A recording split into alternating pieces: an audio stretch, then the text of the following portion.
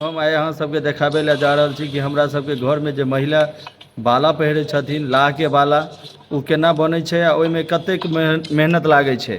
तऽ चलू वीडियो के शुरू करै छी आ देखाबै लए जा रहल छी कि आखिर बाला के मेकिंग केना होइ छै।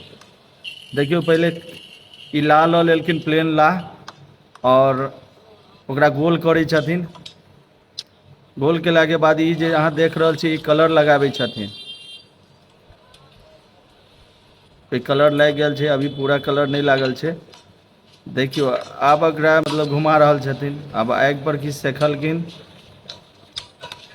फेरसँ वएह प्रोसेस कऽ रहल छथिन, ओकरा गोल गोल घुमा रहल छथिन, हुनका ओकरा लम्बा कऽ रहल छथिन। देखियौ कतेक लम्बा भऽ गेल छै।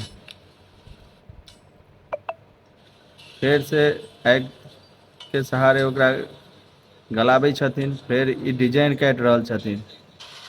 प्लेट से डिजाइन काटि रहल छथिन।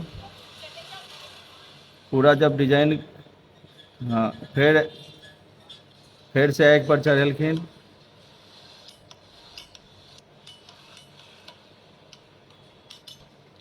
देखियौ अब कटिंग कऽ देलखिन, कटिंग केलाके बाद ई देखियौ डाइ कहबै लकड़ीके डाइ बनल छै, ओहि डाइ पर बेलना नहि कहबै लेकिन बेलने के तरह देखेमे लगै छै। ओइसे गोल गोल घुमाबै छथिन, ई देखियौ एकदम चपटा भऽ गेलै। देखियौ आ फेरसँ घुमेथिन, घुमाबि रहल छथिन। भाय साहब कते मेहनत कऽ रहल छथिन देख सकै छी अहाँ सब। देखियौ बहुत अच्छा। अब एकरा फेर से कटिंग करथिन। हाँ दुनू छोर से काटि देलखिन। अब आगि पर कुछ दऽ देखेलखिन। आब देखियौ फेर डाइ पर रखेलखिन, ओकरा पूरा सीधा करै छथिन। देखियौ कतेक मेहनत छै बनाबैमे। फेर ओ बेलना आकारके जे छै ओहिमे घुसा देलखिन। देखियौ ओकरा पूरा फिनिशिंग कऽ रहल छथिन अभी।